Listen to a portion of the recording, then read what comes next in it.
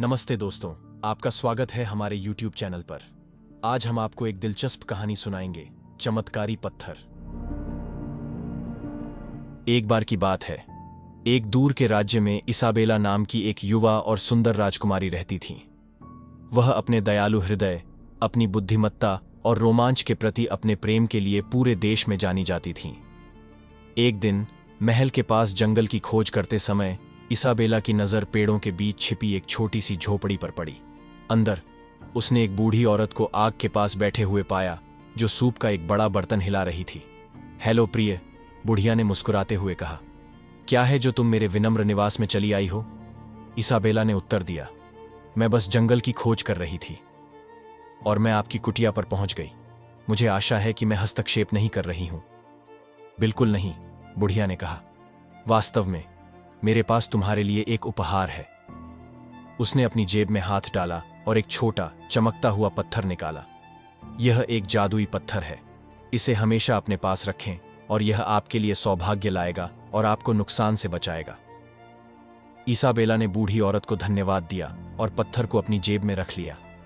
जब वह जा रही थी तो बुढ़िया ने चिल्लाकर कहा, याद रखो मेरे बच्चे, पत्थर की शक्ति तुम्हारे विश्वास में है। इसाबेला ने अपनी खोज जारी रखी और समय के साथ उसने जंगल में कई और आश्चर्यों की खोज की। उसका सामना बात करने वाले जानवरों, जादुई पौधों और छिपे हुए झरनों से हुआ। उसने एक शरारती परी से भी दोस्ती कर ली, जिसने उसे गुप्त रास्ते दिखाए और जंगल के प्राणियों से बात करना सिखाया। जैसे जैसे वह बड़ी होती गई, इसाबेला और अधिक साहसी होती गई। वह पहाड़ों पर चढ़ी, समुद्र में यात्रा की और सुदूर देशों की खोज की। और इस सब के दौरान उसने जादुई पत्थर को अपने दिल के करीब रखा। एक दिन एक दूर के राज्य की यात्रा के दौरान इसाबेला को एक दुष्ट जादूगर ने पकड़ लिया। उसने उसे एक टावर में बंद कर दिया और धमकी दी कि जब तक वह उससे शादी करने के लिए तैयार नहीं हो जाती, वह उसे हमेशा वहीं रखेगा। इसाबेला डरी हुई थी, लेकिन उसे विश्वास की शक्ति के बारे में बूढ़ी औरत के शब्द याद थे।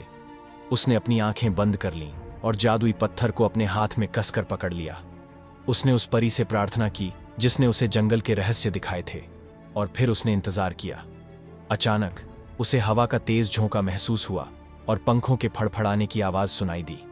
टावर हिल गया और फिर कमरे में तेज रोशनी भर गई। जब रोशनी कम हो गई तो इसाबेला ने खुद को परी के आमने सामने खड़ा पाया। हेलो मेरे दोस्त, परी ने मुस्कुराते हुए कहा। ऐसा लगता है कि आप कुछ दुविधा में हैं। हाँ, इसाबेला ने कहा, लेकिन मैं पत्थर की शक्ति में विश्वास करती हूँ। मैं जंगल के जादू में विश्वास करती हूँ और मुझे विश्वास है कि मैं इस टावर से बच सकती हूँ। परी ने सिर हिलाया और फिर उसने अपनी छड़ी लहराई। टावर फिर हिल गया और अचानक दरवाजा खुल गया। इसाबेला और परी सीढ़ियों से नीचे भागे और बाहर ताज़ी हवा में चले गए। उस दिन के बाद से इसाबेला ने और भी अधिक दृढ़ संकल्प और साहस के साथ अपना साहसिक कार्य जारी रखा। वह जानती थी कि जादुई पत्थर ने उसकी ज़रूरत के समय में उसकी मदद की थी, लेकिन वह यह भी जानती थी कि यह उसका खुद पर विश्वास था जिसने उसे वास्तव में बचाया था। और इसलिए वह हमेशा खुशी से रहती थी, दुनिया की खोज करती थी और जहां भी जाती थी दयालुता फैलाती थी। और जब भी उसे थोड़ी अतिरिक्त मदद की ज़रूरत होती तो वह जादुई पत्थर के पास पहुंच जाती और उस परी से प्रार्थना करती जिसने उसे रास्ता दिखाया था। धन्यवाद दोस्तों, आपने हमारे YouTube चैनल पर आकर इस कहानी का आनंद लिया। हम आशा करते हैं कि आपको ये कहानी पसंद आई होगी। हमारे चैनल पर और भी कहानियों का आनंद लेने के लिए सब्सक्राइब करना ना भूलें। फिर मिलते हैं अगली कहानी में।